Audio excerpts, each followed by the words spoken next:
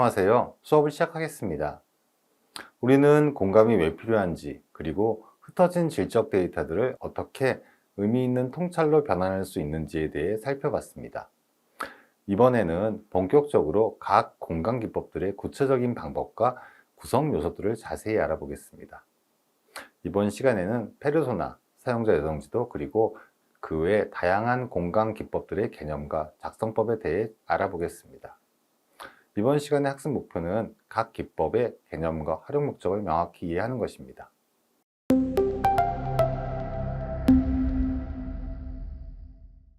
페르소나는 우리가 누구를 위해 정책을 만드는가라는 질문에 대한 구체적인 대답이 될 수 있습니다. 먼저 페르소나가 정확히 무엇인지부터 명확히 하겠습니다. 페르소나란 우리가 수집한 질적 데이터를 바탕으로 만든 가상의 대표 사용자입니다. 하지만 여기서 중요한 것은 가상이란 말에 속지 말아야 한다는 점입니다. 페르소나는 상상 속 인물이 아니라 실제 인터뷰와 관찰을 통해 발견한 패턴과 특성들을 하나의 인격체로 만드는 것입니다. 마치 소설가가 여러 인물의 특징을 모아 매력적인 주인공 한 명을 창조하듯 우리는 수많은 사용자의 데이터 속에서 핵심적인 행동 패턴, 목적, 어려움 등을 발견하고 이를 조합하여 대표 사용자, 즉 페르소나를 만드는 것입니다. 페르소나의 가장 큰 힘은 흩어져 있는 데이터의 이름과 얼굴, 그리고 이야기를 부여함으로써 차가운 데이터를 팀원 모두가 공감할 수 있는 사람으로 만드는 데 있습니다. 이를 통해 우리는 추상적인 사용자가 아닌 눈앞에 살아있는 듯한 대상을 위한 정책을 논의할 수 있게 됩니다. 페르소나의 핵심 목적은 세 가지입니다. 첫째, 추상적인 사용자 집단을 구체적인 한 사람으로 만들어 팀원 모두가 동일한 사용자를 머릿속에 그릴 수 있게 합니다. 둘째, 의사결정 순간마다 이 페르소나라면 어떻게 반응할까? 라고 구체적으로 질문할 수 있게 해줍니다. 셋째, 복잡한 사용자 데이터를 직관적으로 이해하고 공유할 수 있는 소통 도구가 됩니다. 예를 들어 고령층을 위한 서비스를 만들어야 한다 하면 팀원마다 머릿속에 그리는 고령층이 다를 수 있습니다. 어떤 사람은 70대의 정년퇴직한 대학 교수를 떠올리고 어떤 사람은 60대 자영업자를 생각할 수 있죠. 하지만 김순자 할머니를 위한 서비스를 만들어야 한다고 하면 모든 팀원이 동일한 사용자를 생각하게 됩니다. 67세, 독거노인, 스마트폰 초보 사용자, 실수에 대한 두려움이 있는 이렇게 구체적인 모습이 그려지게 되는 것입니다. 페르소나와 타겟 고객의 차이도 명확히 해두겠습니다. 타겟 고객은 60에서 70대 여성처럼 인구 통계학적 범주지만 페르소나는 김순자라는 이름을 가진 살아있는 인물입니다. 타겟 고객에게는 노인층에게 친화적인 서비스를 만들지만 페르소나에게는 김순자 씨가 안전하다고 느낄 수 있는 서비스를 만드는 것입니다. 이 차이가 정책의 구체성과 실효성을 크게 좌우합니다. 또한 페르소나는 평균 사용자가 아닙니다. 많은 사람이 착각하는 부분인데 페르소나는 모든 사용자의 평균적인 특성을 모으는 것이 아니라 우리가 해결하고자 하는 문제와 가장 직결된 의미 있는 사용자 패턴을 구현한 것입니다. 김순자 할머니가 모든 70대를 대표하는 것이 아니라 디지털 서비스 접근에 어려움을 겪는 고령층이라는 특정 문제 상황을 가장 잘 보여주는 대표자인 것입니다. 페르소나 작성 시 가장 중요한 원칙이 하나 있습니다. 바로 모든 내용이 수집된 데이터에 근거해야 한다는 것입니다. 김순자 씨가 실수를 두려워한다고 설정했다면 반드시 실제 인터뷰에서 잘못 누르면 어쩌나 싶어서 무서워요 라는 발언이나 관찰에서 확인한 주저하는 행동이 있어야 합니다. 우리 추측이나 편견으로 만든 페르소나는 오히려 잘못된 정책, 잘못된 문제 정의를 만들 수 있는 함정이 될 수 있다는 것입니다. 그렇다면 좋은 페르소나는 어떤 요소들로 구성될까요? 페르소나를 구축할 때 고려해야 할 5가지 핵심 요소들을 구체적 예시와 함께 살펴보겠습니다. 첫 번째, 프로필입니다. 이름, 나이, 성별, 직업, 거주지, 가족 구성 등 기본적인 인구 통계학적 정보를 포함해야 합니다.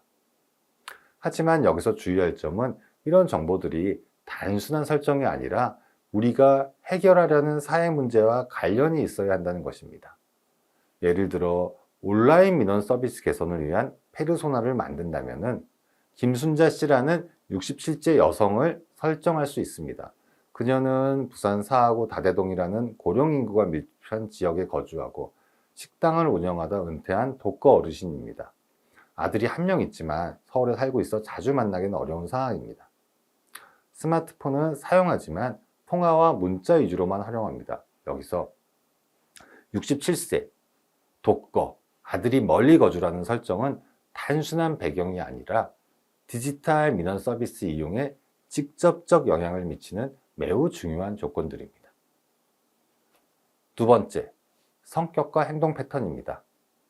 이 사람이 평소 어떤 성향을 가지고 있는지, 문제 상황에서 어떻게 반응하는지를 구체적으로 기술해야 합니다. 김순자 할머니의 경우를 보면 신중한 성격으로 새로운 일을 시도하기 전 여러 번 확인하는 습관이 있습니다. 또한 관계 의존적 성향이 강해서 모르는 것이 있으면 주변 사람에게 직접 물어보는 것을 선호하죠. 잘못 누르면 어떻게 하지? 라는 생각으로 온라인 서비스를 망설이는 실수에 대한 두려움도 역시 가지고 있습니다. 하지만 한편으로는 학습 의지가 있어서 한 번 배우면 꼼꼼히 메모해두고 반복 사용하는 특성도 보입니다. 이런 행동 패턴은 실제 인터뷰에서 저는 뭔가 잘못 건드릴까봐 무서워서 아들이 올 때까지 기다렸어요 라는 발언에서 도출된 것입니다. 세 번째는 기대와 동기입니다. 이 사용자가 우리 정책이나 서비스를 통해 무엇을 얻고자 하는지, 어떤 문제를 해결하고 싶어 하는지를 명확하게 해야 됩니다. 김순자 씨의 경우 가장 기본적인 요건은 복잡한 서류 절차 없이 간단히 주민등록 등본을 발급받는 것입니다. 또한 효율성을 추구해서 주민센터까지 가는 시간과 교통비를 절약하고 싶어 합니다. 더 깊은 차원에서는 자립감을 확보하고 싶어 하죠. 아들에게 매번 부탁하지 않고 혼자서도 할 수 있다는 성취감을 느끼고 싶어 합니다. 무엇보다도 개인정보 유출이나 실수 없이 안전하게 처리되기를 바랍니다. 네 번째는 요구사항과 목적입니다. 좀 더 구체적으로 이 사용자가 특정 상황에서 달성하려는 과업이 무엇인지를 정의해야 합니다. 빠르게, 안전하게, 쉽게와 같은 추상적 표현보다는 구체적 요구사항을 포함해야 합니다. 시간적으로는 전체 과정이 10분을 넘지 않았으면 좋겠다고 생각하고, 인지적으로는 한 화면에 버튼이 3개를 넘지 않았으면 한다고 느낍니다. 기술적으로는 공인인증서 같은 복잡한 인증 과정은 피하고 싶어 하고, 물리적으로는 글자 크기가 충분히 커서 돋보기 없이도 읽을 수 있어야 합니다. 심리적으로 각 단계마다 제대로 하고 있다는 확신을 주는 안내 메시지를 원합니다. 마지막 5번째는 고충점과 좌절 요인입니다. 사용자가 현재 시스템에서 서비스를 이용할 때 겪는 가장 큰 어려움이 무엇인지를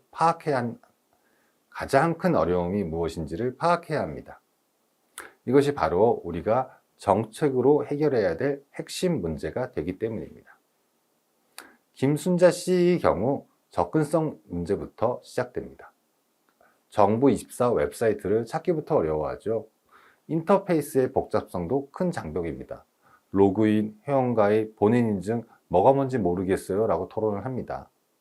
에러가 발생했을 때 대응할 수 있는 능력도 한계가 있어서 오류 메시지가 떠도 해결 방법을 모릅니다.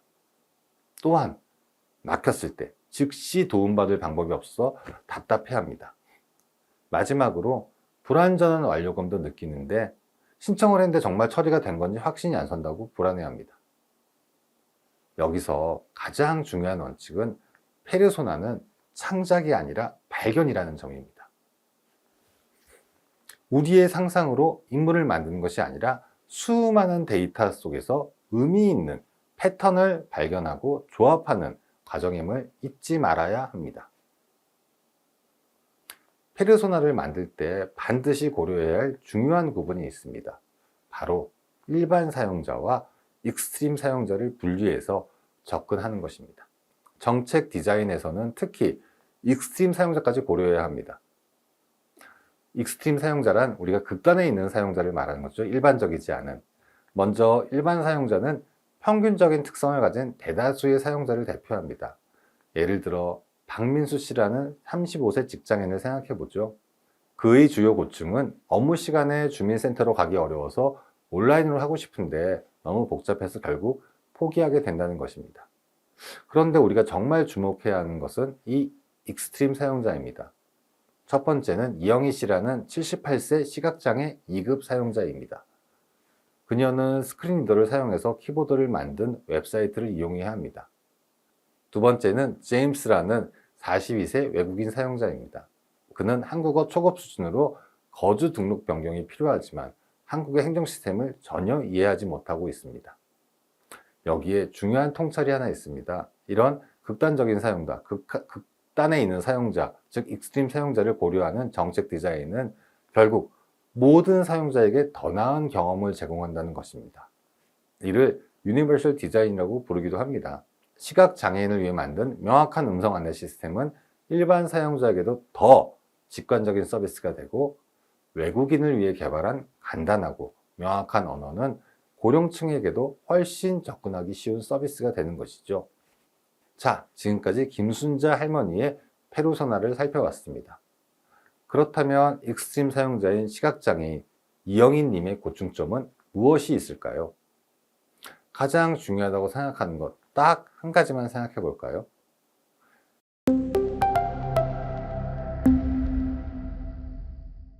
페르소나를 통해 그 누구의 문제를 풀지 명확히 했다면 그 다음 단계는 그 사람이 겪는 경험의 과정을 시각적으로 펼쳐보는 사용자 여정지도를 만드는 것입니다. 사용자 여정지도란 특정 사용자가 목적을 달성하기 위해 거치는 전체 과정을 시각적으로 시각화한 도구입니다. 단순히 어떤 행동을 하는지만 나열하는 것이 아니라 각 단계에서 무엇을 생각하고 어떤 감정을 느끼며 어떤 어려움을 겪는지까지 포함하여 사용자의 경험 전체를 입체적으로 그려내는 것입니다. 이를 쉽게 이해하기 위해 영화나 드라마의 스토리보드를 떠올려 보면 좋습니다. 주인공이 어떤 상황에서 시작해서 어떤 사건들을 겪고 어떤 감정의 변화를 보이며 최종적으로는 어떤 결과에 도달하는지를 장면별로 그려놓는 것과 같습니다. 사용자 여정지도와 마찬가지로 우리 주인공인 페르소나가 겪는 한 편의 드라마 시나리오를 그리는 것과 마찬가지입니다. 사용자 여정지도가 중요한 이유는 세 가지입니다. 첫째, 전체적 관점을 제공합니다. 우리는 종종 서비스의 특정 부분에만 집중하게 되는데, 이런 여정지도는 사용자가 경험하는 전체 흐름을 보여줍니다. 둘째, 감정의 기복을 시각화합니다. 사용자가 언제 기뻐하고 언제 좌절하는지, 어느 지점에서 포기하고 싶어 하는지를 한눈에 파악할 수 있습니다. 셋째, 개선 우선순위를 명확히 합니다. 가장 큰 고통점인 페인 포인트가 어디인지를 보여줘서 한정된 자원을 어디에 먼저 투입해야 할지를 알려줍니다. 여정지도와 업무 플로우 차트의 차이를 명확히 해보겠습니다. 업무 플로우 차트는 시스템 관점에서 어떤 절차를 거쳐야 하는 것을 보여주지만, 여정지도는 사용자 관점에서 실제로 어떤 경험을 하게 되는지를 보여줍니다. 예를 들어 업무 플로우에서는 본인 인증, 서류 선택, 발급 신청이라고 단순하게 표현되지만, 여정지도에서는 본인 인증 버튼을 찾지 못해 헤맨다, 복잡한 인증 과정에 당황해야 한다, 실수할까 불안해한다, 여러 번 확인하며 신청한다, 완료됐는지 확신이 안 산다와 같이 실제 사용자의 경험을 생생하게 보여줍니다. 좋은 여정지도의 특징은 다음과 같습니다. 구체적이어야 하고, 여기서는 모호한 표현을 쓰면 안 되겠죠. 시간적 순서가 명확해야 하며, 감정 변화가 포함되어야 하고, 실제 데이터에 기반해야 합니다. 무엇보다도 사용자의 실제 행동을 기준으로 만들어야 합니다. 우리가 원하는 이상적인 여정이 아니라 실제 관찰되고 인터뷰에서 확인된 여정이어야 한다는 점입니다. 여정지도를 만드는 가장 큰 함정 하나를 미리 알려드리겠습니다. 바로 시스템 관점에서 만드는 실수입니다. 사용자가 홈페이지에 접속한다, 로그인한다, 메뉴를 선택한다가 아니라 김순자 씨가 정보24에서 뭔지 몰라서 검색한다. 여러 사이트 중에서 어떤 게 진짜인지 몰라 망설인다. 로그인 버튼을 찾지 못해 한참 헤맨다처럼 실제 사용자의 경험을 중심으로 만들어야 합니다. 자, 이제 사용자 여정지도의 핵심 구성 요소들을 구체적 예시와 함께 살펴보겠습니다. 앞서 소개한 김순자 할머니가 주민등록 등본을 온라인으로 발급받으려는 상황을 통해 각 요소를 설명해 보겠습니다. 첫 번째, 여정 단계입니다. 사용자의 경험을 논리적인 단계로 나누는 것입니다. 김순자 씨의 경우 예를 들면 인지 단계에서는 은행에서 등본이 필요하다고 하네. 탐색 단계에서는 온라인으로도 받을 수 있다고 들었는데 어떻게 하지? 시도 단계에서는 정보24라는 사이트에 들어가 보자. 이용 단계에서는 로그인을 하고 서류를 신청해 보자.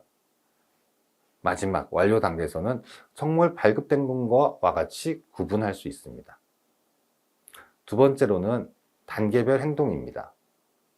각 단계에서 사용자가 실제로 무엇을 하는지를 구체적으로 기록합니다.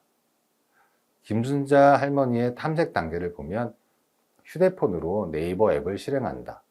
등본 온라인 발급을 검색한다. 정보24 링크를 찾는다. 링크를 눌러 사이트에 접속을 시도한다. 와 같이 실제 행동을 순서대로 나열한 것입니다. 세 번째는 감정 변화입니다. 이것은 여정지도의 가장 중요한 요소 중 하나입니다. 김순자 할머니의 경우처럼 처음 인지 단계에서는 편리하겠네 라는 기대감을 가졌다가 탐색 단계에서는 이게 맞나 라는 의구심이 들고 시도 단계에서는 왜 이렇게 복잡해 하며 짜증이 나기를 시작하며 이용 단계에서는 실수할까 봐 무서워 하는 불안감을 느끼고 완료 단계에서는 이게 정말 처리된 건지 확신이 안 서네 하며 불완전한 만족감을 보입니다. 이런 감정의 기복을 그래프처럼 시각적으로 표현할 수 있습니다. 네 번째는 터치포인트입니다. 사용자가 우리 서비스와 접촉하는 모든 지점을 의미합니다. 김순자 할머니의 여정에서는 네이버 검색, 정보24 웹사이트, 로그인 페이지, 본인 인증 시스템, 서류 신청 페이지, SMS 알림, 그리고 혹시 막혔을 때 전화하게 될 콜센터까지 모든 접점이 터치포인트가 됩니다. 다섯 번째는 고충점입니다. 사용자가 가장 큰 어려움이나 불편함을 느끼는 지점들입니다. 김순자 할머니의 여정에서 고충점을 찾아보면 탐색 단계에서는 정보24가 뭔지 모르겠어요. 시도 단계에서는 로그인에서부터 막혔어요. 이용 단계에서는 본인 인증 절차가 너무 복잡해요. 완료 단계에서는 정말 신청된 건지 확인할 방법이 없어요 등 주요 고충점이 됩니다. 여정지도의 핵심은 완벽함이 아니라 공감의 시작점을 만드는 데 있습니다. 처음부터 모든 것을 담으려 하지 않으셔도 됩니다. 가장 중요한 것은 우리 팀이 이 지도를 보며 김순자 할머니가 여기서 정말 힘드셨겠구나 라고 함께 느끼는 것입니다. 여정지도의 가장 큰 장점 중 하나는 소통에서의 효과입니다. 개발팀에게 로그인을 간소해야 한다라고 얘기하는 것보다 김순자 할머니의 여정지도를 보여주며 이 지점에서 김순자 할머니가 포기하고 싶어 한다라고 설명하는 것이 훨씬 설득력 있고 공감대를 형성하기 쉽습니다. 김순자 할머니의 여정에서 가장 감정이 낮아지는 좌절의 골짜기는 어디였을까요? 바로 그 지점이 우리가 혁신을 만들어야 할 기회의 땅입니다. 여러분이 정책 담당자라면 이 지점에서 어떤 도움을 줄 수 있을 거라고 생각하셨나요?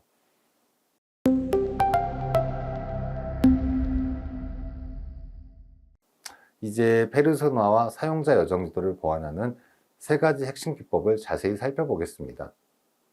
이 기법들은 개별적으로도 유용하지만 함께 사용할 때 사용자에 대한 입체적 이해를 완성할 수 있습니다. 첫 번째는 컨텍스트 매핑 또는 환경 매핑입니다. 사용자는 진공 상태에서 우리 서비스를 이용하는 것이 아닙니다. 그들을 둘러싼 물리적, 사회적, 문화적, 제도적, 환경 모두 사용자의 행동과 선택에 영향을 미칩니다. 컨텍스트 매핑을 할 때는 보통 4가지 영역으로 나누어 분석을 합니다. 물리적 환경은 사용자가 서비스를 이용하는 공간, 기기, 도구를 의미하고, 사회적 환경은 가족, 친구, 동료 등 인간관계와 지원 네트워크를 포함합니다. 문화적 환경은 가치관, 신념, 관습 등 보이지는 않지만 행동에 영향을 미치는 요소들이며, 제도적 환경은 법률, 규정, 조직, 정책 등 공식적 구조와 제도를 말합니다. 김순자 할머니의 사례를 자세히 들여다볼까요? 먼저 할머니의 물리적 환경은 단순히 오래된 스마트폰을 넘어 느린 와이파이, 작은 화면과 글씨를 보기 위해 항상 돋보기에서 찾아야 하는 번거로움, 그리고 어두운 집안 조명 등 디지털 경험의 질을 떨어뜨리는 직접적 물리적 장벽들로 이루어져 있습니다. 사회적 환경으로는 아들이 멀리 산다는 사실 외에 주변 친구들 역시 디지털 기기에 서툴러 서로 물어볼 수 없는 상황이나, 젊은 사람한테는 물어보기 괜히 미안하고 눈치 보이는 문화, 그리고 인터넷은 위험하다는 주변의 막연한 불안감 등이 새로운 시도를 주저하게 만드는 강력한 사회적 압력으로 작용합니다. 마지막으로 제도적 환경은 공인인증서라는 기술적 장벽뿐 아니라 정부 입사와 같은 생소한 행정용어, 문제가 생겼을 때 어디에 전화해야 할지 알기 어려운 불분명한 지원체계, 그리고 오류가 나면 모든 것을 처음부터 다시 해야 하는 비관용적인 시스템 등 사용자의 좌절감을 증폭시키는 문제들입니다. 오히려 이처럼 컨텍스트 매핑을 통해 우리는 문제가 단순히 김순자 할머니 개인의 디지털 역량 부족이 아님을 명확히 알 수 있습니다. 오히려 김순자 할머니를 둘러싼 복합적인 환경이 보이지 않는 장벽을 만들고 있음을 이해하게 됩니다. 두 번째 기법은 이해관계자 지도입니다. 사회 문제는 보통 한 명의 사용자만 관련된 것이 아니라 다양한 이해관계자들이 복잡하게 얽혀 있습니다. 이해관계자 지도는 이들 간의 관계와 이해관계를 체계적으로 분석하는 전략적 도구입니다. 이해관계자를 파악할 때는 보통 3단계로 진행됩니다. 첫 번째 단계는 이해관계자를 식별하는 것으로 정책에 직접 영향을 받거나 미치는 직접 이해관계자와 부분적이거나 2차적으로 관련되는 간접적 이해관계자로 구분합니다. 두 번째 단계는 영향력과 관심도를 분석하는 것입니다. 각 이해관계자를 정책 결정에 미치는 힘인 영향력과 해당 이슈에 대한 관심 정도를 기준으로 2x2 매트릭스를 배치해 보는 것이죠. 마지막으로 세 번째 단계는 이렇게 분석된 그룹별로 맞춤형 소통 전략을 수립하는 것입니다. 온라인 민원 서비스 개선 사례를 구체적으로 살펴보겠습니다. 직접적 이해관계자로는 김순자 할머니와 같은 시민 사용자들, 행정안전부 민원서비스과, 각 지자체 민원 담당 부서, 한국지능정보사회진흥원, 그리고 시스템 개발 및 운영업체 등이 있습니다. 간접적 이해관계자로는 김순자 할머니의 아들과 같은 가족 구성원들, 동네 친구들과 지역사회 복지관이나 주민센터 직원들, 디지털 격차 해소를 주장하는 시민단체들, 그리고 국정감사를 수행하는 국회의원들이 포함됩니다. 이들을 영향력 관심도 매트릭스로 분석하면 행정안전부는 높은 영향력과 높은 관심도를 가진 핵심 협력 대상이고, 김순자 할머니는 낮은 영향을 가졌지만 높은 관심도를 보이므로 반드시 의견을 수렴해야 할 대상입니다. 관련 시민단체는 중간 정도의 영향력과 높은 관심도를 가진 지지 확보 대상이며, IT 개발 업체는 높은 영향력을 가졌지만 관심도는 중간 정도이므로 이해관계를 잘 조종해야 될 대상이 됩니다. 각 이해관계자의 핵심 관심사와 우려사항을 파악하는 것이 중요합니다. 예를 들어 행정안전부는 민원 처리 효율성 향상과 예산 절감에 관심이 있지만 고령층 민원 증가를 우려하고 김순자 할머니는 쉽고 안전한 이용을 원하지만 개인정보 유출과 실수를 걱정하며 시스템 개발 업체는 기술적 완성도를 추구하지만 과도한 접근성 요구를 부담스러워할 수 있습니다. 세 번째 기법은 POV 정의문 작성입니다. POV는 Point of View의 줄임말로서 우리 팀이 사용자에 대해 갖는 공통적인 관점을 명확하고 간결하게 정의하는 도구입니다. 이는 팀원들의 서로 다른 해석을 방지하고 일관된 방향성을 제공합니다. POV 정의문의 기본 구조는 우리는 구체적 사용자가 명확한 니즈를 갖고 있다고 믿는다. 왜냐하면 데이터를 통해 통찰이 이렇기 때문입니다. 라는 형식입니다. 작성할 때 몇 가지 주의사항이 있습니다. 사용자는 고령층이 아니라 디지털 서비스 초보인 독거 고령 여성처럼 구체적으로 정의해야 하고, 니즈는 편리한 서비스가 아니라 각 단계마다 확인받을 수 있는 실시간 안내처럼 행동 가능한 형태로 표현해야 합니다. 그리고 통찰은 당연히 그럴 것입니다 라는 추측이 아니라 실제 수집된 데이터에서 도출된 근거여야 합니다. 김순자 할머니에 대한 구체적인 POV 정의문을 만들어 보겠습니다. 예를 들어, 우리는 디지털 서비스 초보인 독거 고령 여성이 각 단계마다 올바르게 진행되고 있음을 확인받을 수 있는 실시간 안내 시스템을 필요로 한다고 믿는다. 왜냐하면 인터뷰에서 그들이 실수할까봐 무서워서 중간에 포기한다고 반복적으로 언급했기 때문이다. 와 같이 만들 수 있습니다. 또 다른 예시로는 우리는 가족의 도움을 받기 어려운 고령 사용자가 즉시 접근 가능한 지원 채널을 필요한다고 믿습니다. 왜냐하면 관찰 결과 그들이 막혔을 때 포기하거나 며칠을 기다리는 행동을 보여줬기 때문입니다. 등을 이야기할 수 있습니다. 자, 그럼 우리 함께 POV 정의문을 만들어 볼까요? 우리는 김순자 할머니가 어떤 것을 필요로 한다고 믿는다. 왜냐하면 어떤 이유 때문이기 때문이다. 이 가로 안에 들어갈 말을 한번 생각해서 적어주세요. 힌트를 드리자면 김순자 할머니가 가장 어려웠던 지점이나 가장 원했던 것이 무엇인지 떠올려 보세요. 이렇게 작성된 POV 정의문들은 팀원들이 김순자 할머니를 위해서 무엇을 만들어야 하는가에 대한 동일한 관점을 갖도록 도와줍니다. 시스템 개발팀은 실시간 안내 기능을, 디자인팀은 단순한 인터페이스, 즉 우리가 상상된 UI를 가지는 것이고요. 운영팀은 인간 지원 채널을 우선순위로 고려하게 되는 것입니다. 이 세 가지 기법을 페르소나, 여정지도와 함께 활용하면 강력한 시너지가 발생합니다.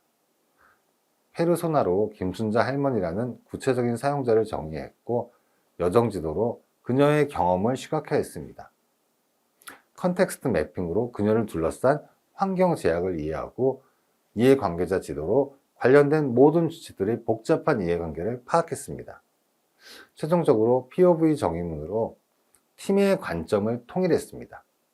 이렇게 다층적으로 접근하면 온라인 민원 시스템 개선이라는 추상적 과제가 김순자 할머니와 같은 고령층이 안전하게 느끼며 단계적으로 배울 수 있는 맞춤형 지원 시스템 구축이라는 구체적이고 실행 가능한 과제로 변화하게 됩니다. 이것이 바로 공간 기법들이 만들어내는 변화입니다. 이것이 바로 공간 기법들이 만들어내는 변화의 힘입니다. 오늘 우리는 공간 기법의 구체적인 도구들과 작성 방법을 살펴보았습니다. 페르소나의 구성 요소부터 사용자 여정지도의 시각화 방법, 그리고 이를 보완하는 다양한 추가적인 기법들을 전체적인 틀 안에서 이해했습니다. 하지만 아무리 우리가 이론을 완벽하게 안다고 해도 직접 만들어 보지 않으면 어렵습니다. 앞으로 다음 시간에는 저희가 이것들을 활용해서 실제 어떤 식으로 페르소나를 만들고 여정지도를 만들고 실제 문제점을 찾아갈지 배워보도록 하겠습니다. 예, 감사합니다.